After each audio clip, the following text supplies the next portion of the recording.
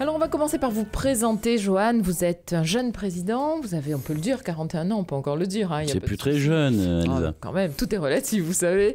Vous êtes marié, père de 3 enfants, ingénieur de formation et vous avez repris l'entreprise familiale il y a une quinzaine d'années.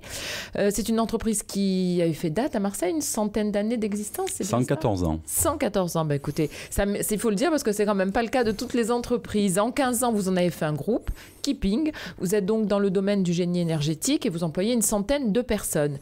Ça ne suffit pas à faire un tableau de vous parce qu'il faut dire aussi que vous êtes un homme très engagé. Vous avez été président du BTP 13. C'était de 2011 à 2015, c'est bien cela? C'est ça. Vous avez quitté cette fonction pour vous présenter donc à la présidence de l'UPE. Vous êtes le président des jeunes du BTP au niveau national. Oui, des jeunes. Donc, j'ai bien fait de le dire. On me considère encore jeune, c'est ça. Et puis, vous êtes membre du conseil exécutif de l'UPE 13. Vous l'étiez jusqu'à cette élection. Et vous voilà donc nouveau président. Alors, peut-être que j'oublie quelque chose que vous voulez préciser sur cette présentation. Pas du tout, vous avez été très exhaustive, Elsa. C'est très bien. Très bien. Je n'ai pas dit encore, mais on aura le temps de découvrir quels sont vos goûts, le sport, etc. Mais je suis sûre que ça viendra au fur et à mesure de nos émissions. Alors, l'actualité n'attend pas, Joanne, vous avez pu vous en rendre compte. À peine président, vous voilà confronté à l'actu.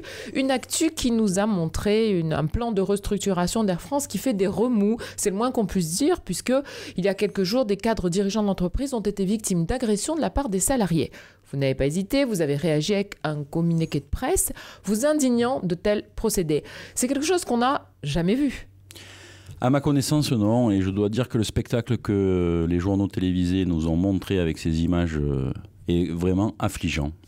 On est, je pense, dans la réalité de ce que nous vivons aujourd'hui au quotidien. C'est-à-dire que nous sommes dans une situation où la France est en très grande difficulté et nous avons beaucoup de réticence au changement et à la réorganisation. Alors on peut comprendre, hein, parce que c'est très difficile pour ces salariés qui vont malheureusement être impactés par ces réorganisations. Mais on n'a pas le droit de montrer des images comme ça parce que les répercussions qui vont se passer derrière l'image que l'on a donnée de la France et de cette magnifique compagnie qu'est Air France va être beaucoup plus désastreuse. En fait, on fait peur aux entreprises qui voudraient s'installer en France, c'est ce que vous voulez dire ?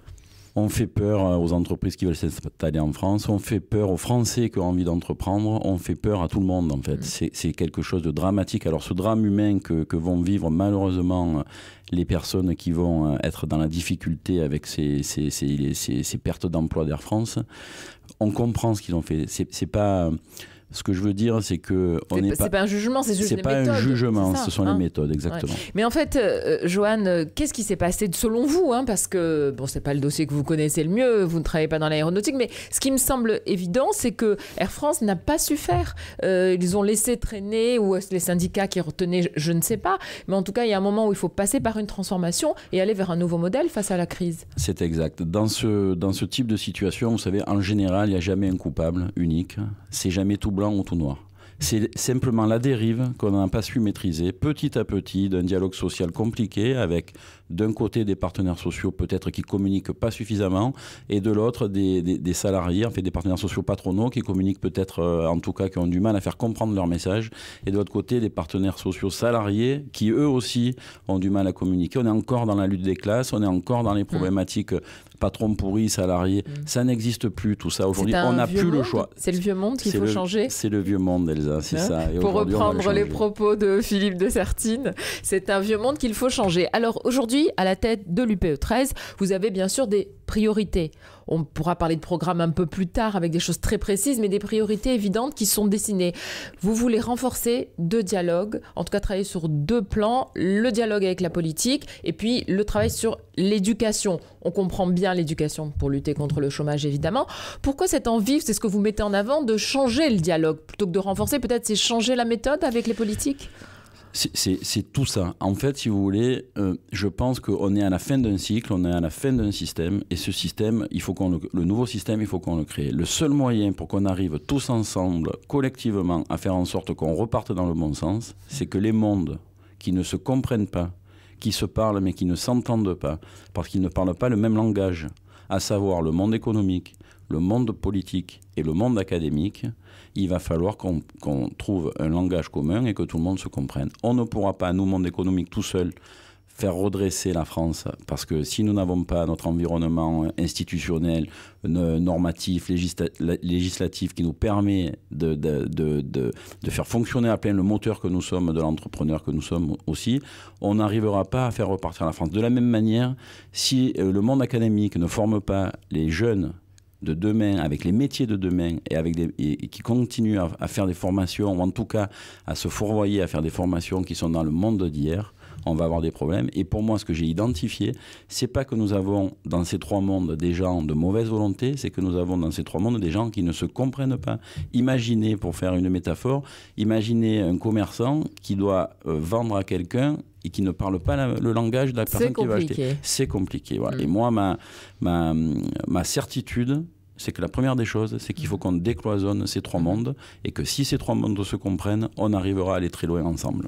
Alors, il faudrait un langage commun. Oui. On est d'accord. Le problème étant que chacun veut préserver son précaré, on peut le dire. Hein, je veux dire, ça paraît une évidence.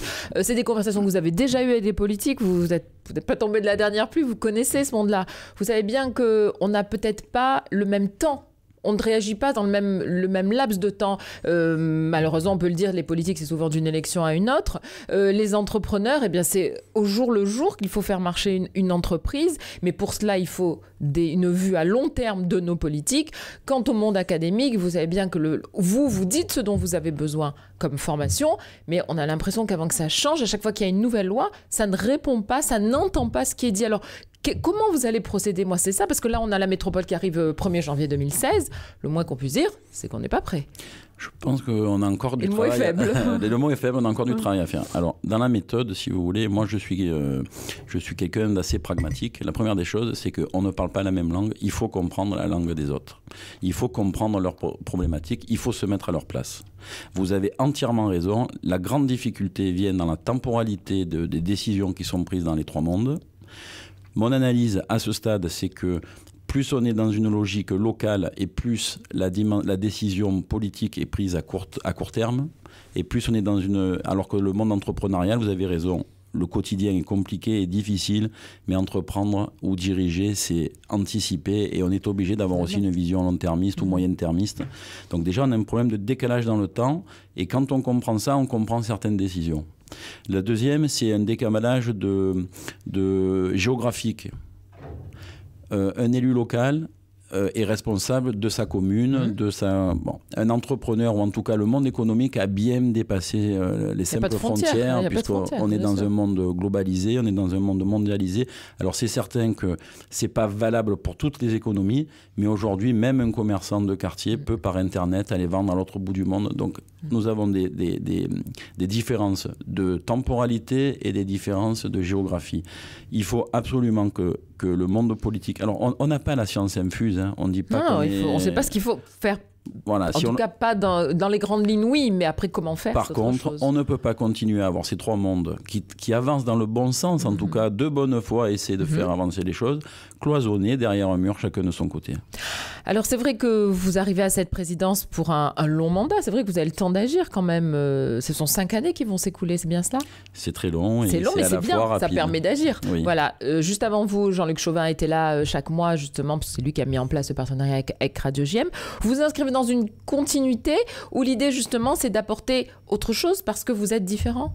Alors, bien évidemment que je suis différent de Jean-Luc. J'allais dire que dans le fond des sujets, je suis totalement en phase avec les valeurs de Jean-Luc et les valeurs au-delà de Jean-Luc, les valeurs de l'UPE 13 qui sont des valeurs de responsabilité, des valeurs d'exemplarité, des valeurs, vraiment des valeurs de Stéphane Brousse, le précédent évidemment, Alosio, de Raymond Vidil et il y a une lignée d'entrepreneurs qui ont montré tout au long des dernières décennies vraiment une exemplarité, des valeurs importantes, et ces valeurs-là m'ont donné envie de m'engager à l'UP.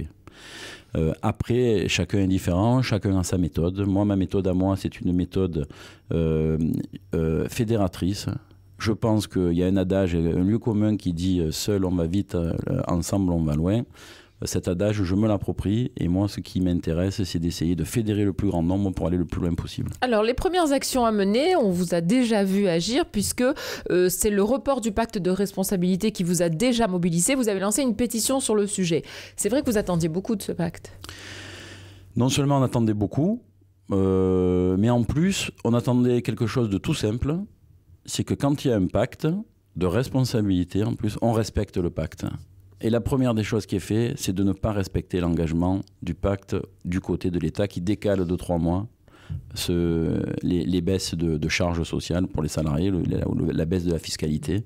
Et je trouve ça complètement navrant parce que dans une relation de confiance, si dès les premiers événements, on commence à pas tenir sa parole, ça s'engage mal. Donc ce que nous dénonçons, c'est que les entrepreneurs ont bâti des plans pour l'année qui arrive en fonction de ce pacte, bien sûr. Et bien évidemment, à 1 mois du début de l'exercice, on change tout.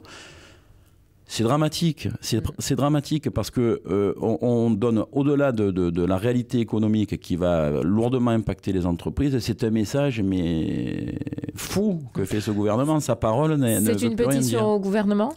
À l'Assemblée ? À qui s'adresse votre pétition ? C'est au gouvernement. Et c'est une pétition qui doit faire comprendre que dans le gène du monde économique, dans le gène de l'entreprise, dans le gène de l'entrepreneur, la responsabilité est en nous. Nous sommes responsables tous les matins où nous nous levons. On attend du gouvernement qu'il le soit aussi. Bah oui, ça serait quand même la moindre des choses. Allez, on parle de choses positives. Le village de l'innovation. Alors ça, c'est une nouveauté. La conférence de presse aura lieu justement aujourd'hui. Ce village aura lieu dans le cadre du Salon des entrepreneurs. Ça aussi, c'est une nouveauté. On va en dire un mot. Alors, on se félicite bien évidemment d'abord de ce Salon des entrepreneurs, puisque jusqu'à présent, ça n'existait pas à Marseille. Non. Donc ça, c'est une grande première. 14-15 septembre au Parc Chano. Octobre, pardon. C'est vrai que le temps passe vite. Ça existait déjà à Paris. À Lyon aussi, je crois. Il y a eu des cas de salon, mais effectivement, c'est la première fois que sur Marseille se fédère ce salon de ce type. Et pour nous, c'est vraiment un bel événement. Et j'espère. C'est une preuve aussi de ce que peut faire Marseille. Ah mais Marseille, il faut le voir de façon très positive. Ne me parlez pas de Marseille, du territoire. Je suis amoureux de Marseille, de ma ville et de mon territoire. Bon, alors on va bien s'entendre, vous allez voir. Alors ce village de l'innovation, qu'est-ce que c'est ? Alors ce village de l'innovation, si vous voulez, on a le but de l'UP, c'est de fédérer des familles professionnelles pour faire en sorte de les organiser, de les structurer pour qu'on puisse mettre en corrélation tous les acteurs d'une filière. Alors nous avons l'exemple du village de l'innovation avec la filière de l'Interpro Santé, par exemple. Le grand public sait, je suppose, que nous avons en France une particularité et un domaine d'excellence qui est le domaine de la santé, que ce soit au travers de ces établissements de soins ou au travers de ces industries de soins, les biotechnologies, la génétique. Ce territoire encore plus. Et ce territoire métropolitain et ce territoire provençal, en tout cas dans ce département et dans cette ville, nous avons une excellence mondiale. Absolument. Nous avons une excellence mondiale. Et de la même manière qu'on a voulu que je veux décloisonner le monde économique, le monde politique, le monde académique, on a voulu décloisonner le monde de la santé. Et donc cette Interpro Santé, ce village de l'innovation est le fruit de ce décloisonnement. Donc conférence de presse aujourd'hui, tout ça se passera au Salon des entrepreneurs les 14 et 15 octobre. C'est au Parc Chano, c'est organisé par les Échos et l'UPE 13 et partenaires. D'ailleurs, vous serez sur une des tables rondes qui sera consacrée à l'international. C'est exact. Ça, c'est un bel exercice. Alors, autre rendez-vous de l'UPE 13 pour ce mois d'octobre, ce sera le 16. Vous avez un emploi du temps chargé. Une soirée avec Pierre et Sophie Bellon. Ça se passera au Palais de la Bourse le 16 octobre à 18h. C'est organisé par le Centre des jeunes dirigeants d'entreprise. Alors, rappelons rapidement qui sont les Bellon. Père, fille. Sodexo, la fille va devenir la présidente en 2016. Et ça, alors, cette rencontre, c'est aussi pour montrer que des femmes peuvent avoir de tels postes. Oui. Donc ça, je vous en félicite. Mais c'est une réussite absolument faramineuse. C'est un exemple, je pense, pour nous, entrepreneurs. D'abord, ce sont des gens qui sont des Marseillais de souche, qui ont fait un leader mondial de la restauration, une entreprise, un fleuron de l'industrie française. Restauration collective. De la restauration collective, excusez-moi. Et en plus, c'est un exemple de transmission d'entreprise. Aujourd'hui, nous savons qu'il est très difficile de transmettre les entreprises. Et Sodexo, je veux dire, c'est l'entreprise familiale, patrimoniale, fleuron mondial, acteur de l'économie territoriale et en plus nous allons avoir une femme à la tête d'une entreprise comme ça. C'est vraiment... Surtout qu'ils sont 4 enfants et c'est elle qui prend la présidence. Je veux dire, elle raconte d'ailleurs très souvent qu'elle c'est mérité. Elle n'est pas là parce qu'elle est la fille d'eux. Et le père avait été très clair là-dessus, je crois. Vous savez, je disais que le monde était en train de changer. Je pense que ça aussi, ça y est. Ouais. C'est pas encore suffisant. Il y a encore du boulot, écoutez, mais c'est un bel exemple. On travaille. En tout cas, dans l'état d'esprit, on ne peut que montrer des exemples comme ça. C'est tellement merveilleux. Absolument. Et on finit avec les rencontres B2B de l'industrie. Ça sera le 3 novembre. Donc comme ça sera juste pour le prochain journal, on voulait en parler. Ça va se passer à Martigues. Et ça, c'est une première pour l'UPE 13. C'est organisé avec les grands donneurs d'ordre, les fédérations professionnelles pour faciliter les affaires, la mise en réseau de grandes entreprises avec les TPE, PME du territoire. Ça aussi, l'industrie, est-ce qu'on en parle assez ? L'industrie a une image compliquée et pourtant, on ne peut pas vivre dans un monde qui n'est pas industriel puisque l'industrie crée beaucoup de valeur et nous avons des outils dans notre territoire autour de l'étang de Berre qui sont ce qu'ils sont, mais en tout cas ils ont le mérite d'exister. Bien sûr. Et là aussi nous avons des fleurons de l'économie mondiale qui sont venus s'installer. Je pense notamment, je suis allé visiter il y a une dizaine de jours le site de Nafta Chimie, c'est incroyable, 450 hectares. C'est quoi, une mauvaise image ? Qu'est-ce qui se passe avec l'industrie ? Pourquoi on a plus de mal à en parler ? On a mal à notre industrie. C'est-à-dire qu'on est honteux de cette... Entre autres choses. Oui, entre autres choses. On a mal un peu partout, mais on a aussi mal à l'industrie. On est honteux de... C'est vrai que le paysage industriel peut, par certains aspects, faire peur. Pour autant, l'industrie que je suis allé visiter, c'est une industrie où on parle de gaz naturel, où on parle d'économie d'énergie, où on est vraiment en décalage entre la réalité de ce qui se passe et la perception qu'on a. Ces rencontres de Martigues sont toujours dans la même philosophie du décloisonnement des mondes, la rencontre de ces grands industriels avec le tissu de PME autour de l'étang de Berre qui peuvent travailler pour ces grands industriels et mettre en contact le tissu local, la PME, TPE. Je ne vous ai pas dit quelque chose de très important, je veux le souligner ici. L'UPE fédère 10 600 entreprises, dont plus de 80% sont des TPE, PME de moins de 20 salariés. Notre tissu est un tissu de petites entreprises et l'UPE représente les petites entreprises. Notre but, c'est de les connecter avec une autre partie de ce que nous représentent, c'est-à-dire les grands industriels, et ces rencontres servent à ça. Mais écoutez, vous avez un emploi du temps bien chargé. On aura l'occasion de parler justement de ces rencontres quand nous nous retrouverons au mois de novembre.